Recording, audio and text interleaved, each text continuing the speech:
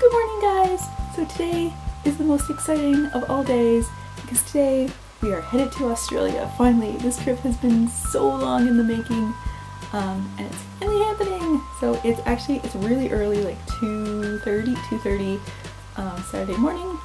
So I made the possibly crazy, possibly brilliant decision of staying up all day Friday. So basically, as soon as work ended on Friday, I put myself on Sydney time, which it was morning then. So I'm going to stay up all night in hopes that I will sleep on the longest bit of our journey, which is Los Angeles to Sydney, because when we land in Sydney, it's 8 a.m. local time. So I'm hoping if I sleep on the plane most of the night, then I'll just be on Sydney time and, no jet lag, right?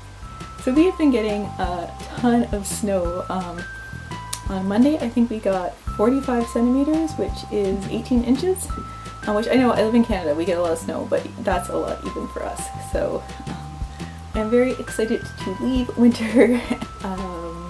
But yeah, I'm super excited. So we are headed off to Toronto Airport. And from here, we're headed to Chicago, then Los Angeles, and then Sydney, Australia. Oh, this is cool and new. It's like a little iPad room. You can, go on the internet or whatever. And then there's all these little like charging stations too. So I'm gonna come plug in my laptop before the flight. But way to go, YYZ, you actually did something really cool. What's on here? Like car rentals, flight check-ins, banking. This is Toronto. Very start of our trip. It's kind of snowy today, but not too bad, so hopefully that means no flights will be delayed. So for those of you who have never flown to or from a frozen snowy place, this is de-icing the plane. Basically, they just spray all the wings down with antifreeze and hope for the best. Goodbye, Toronto. Hello, Chicago.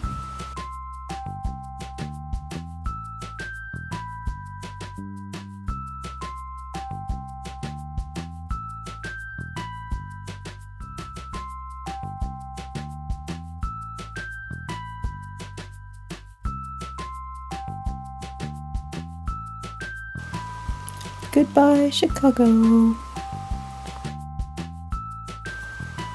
Hello, Los Angeles. I think we have traveled literally through every terminal, and now we are taking the bus over to the other terminal. And this is our plane.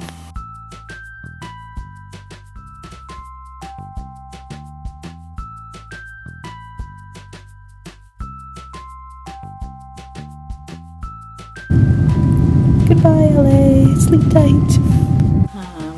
And because of like the crossing the international date line and just how long the travel takes and all of our layovers, basically we leave Saturday morning, but we arrive Monday morning. So Sunday is just not going to exist, which is a little problematic. So I was going to do this like daily vlog style. So I think what I'll do for travel days is I'll just like combine as much footage as makes it interesting. So this one is going to be like Saturday, Sunday, and then Monday when we land and do some stuff around the city. I'll put that all in, so it's not just a travel video with nothing exciting. We'll see the first day in Sydney on this one.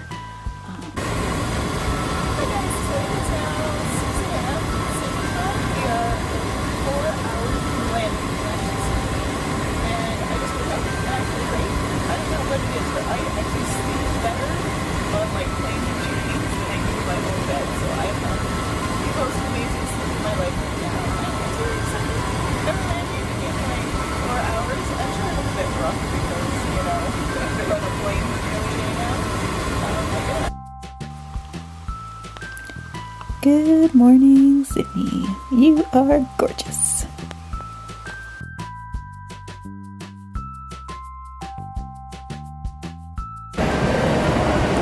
Here's our rental car. Alright, so I don't know if renting a car was the best idea entirely. I was kind of on the fence about this, but my dad is an excellent driver and really wanted to do this. So we did, but oh my goodness, I would not recommend driving in Sydney. I mean, even if you are used to driving on the left and all the rest of it, it is just a crazy big city, like most big cities are. So pretty much all one-way streets, all weird turns and lanes you can't use at certain times of the day and lanes that switch at certain times of the day. Basically we ended up driving over the harbor bridge like 7 or 8 times. And it's a toll bridge, so it adds up when you do that. The first time it was really cool. I was like, wow, we're driving over the harbor bridge. This is so awesome. But yeah, by like the 7th time it was not so cool. And like any big city, right, parking is super expensive, so basically our little trial and error activity has cost us now $43 in tolls and $58 in parking. So yeah, for almost $100 we could have had a very luxurious cab ride wherever we wanted to go, I think. So yes, I don't think I would recommend driving, at least in Sydney. But hey, live and learn. It's been an adventure, that's for sure. Also, definitely get a GPS, I think, is my other piece of advice. We're used to using maps, like my dad just prefers maps. So we thought, we'll just drive into the city and buy one, and we have looked everywhere. No one sells a map anymore. Like, everyone uses their smartphone or a GPS. So I'm sure all of you probably do too, but if you are a rare example that goes by maps, they don't sell maps in Sydney, so be warned. But after much struggles, we did find the Downtown Visitors Information Center in the Rocks, which is absolutely excellent, and gave us tons of helpful advice and pamphlets. And right behind the visitor center is this little place, little cafe, that had this delicious, amazing sandwich. Alright, we have made it to Hyde Park in Sydney. So there is a war memorial and some churches and a synagogue in here, so that is what we're going to go look at. Cute dogs. The thing that really struck me about the ANZAC Memorial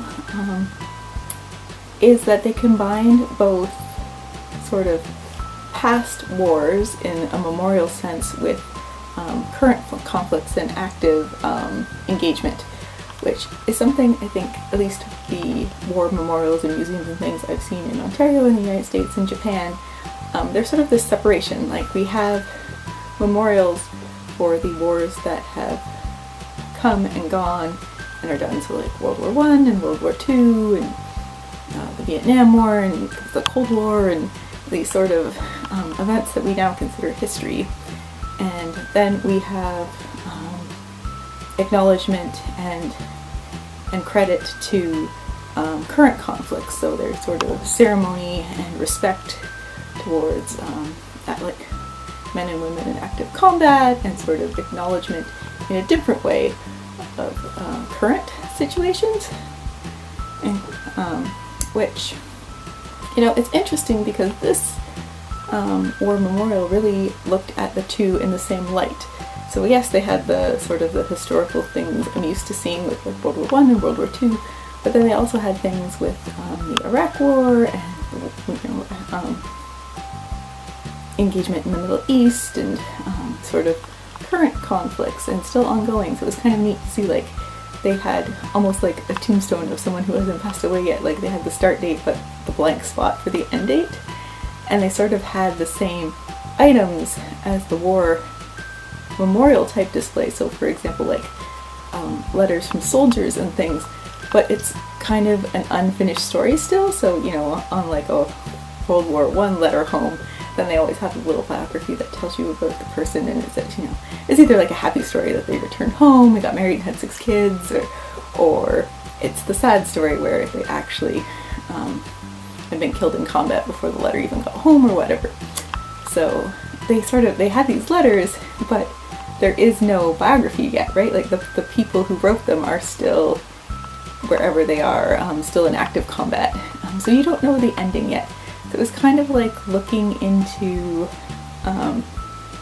like almost like seeing the museum of what my kids will see in 50 years, and sort of how will they judge that. Because the thing, I think, at least with war, so the thing with war memorials of the past is they're always sort of painted in this light of, like, we've learned something, or we hope we've learned something, and and kind of a cautionary tale of like, let's make sure this doesn't happen again. And, you know, here are all the bad things and the horrible things humanity did to each other in the past. And, you know, it's a reminder not to do that again. So to see the active ones still, it's sort of that reminder that, you know, we haven't entirely learned from our past, that we still do horrible things to each other sometimes. And so it's kind of like seeing almost a future look at the museum, like this will be the stuff my kids will see and my grandkids will see in 50 years and 100 years and look back and say, you know, did we make good decisions at that time? And sort of how will they judge that as I judge the First and Second World War, which my grandparents fought in. But yeah, it was a very interesting and different perspective. It's not something I've seen, at least I haven't been to that many war memorials, but like the ones I have been to in North America definitely seem to have this separation of past and present and really framed it in a different way. So it was interesting to see it presented as more a narrative and a continuing story rather than a finished packaged tale with an end. So yeah, that was quite moving, I thought, and I felt it gave me a lot more to think about than maybe a traditional war memorial that I have sort of felt somewhat removed from. I mean, I have grandparents who fought in World War II, but it's all, you know, it's all past. It's all, you know, I don't think about the fact that we are still, as people and as countries, engaged in some of this activity, and that it is an ongoing thing. It's not just the past. So yeah, I found that really interesting. Anyways, that is going to be it for today. It has been a long few days. I think my jet lag plan sort of worked. I'm mostly on local time, but I'm definitely tired. So tomorrow we will continue to explore Sydney. I think we're going to try to hit up a walking tour to see some sites with our local, and then take a boat cruise of the harbor. So that should be fabulous.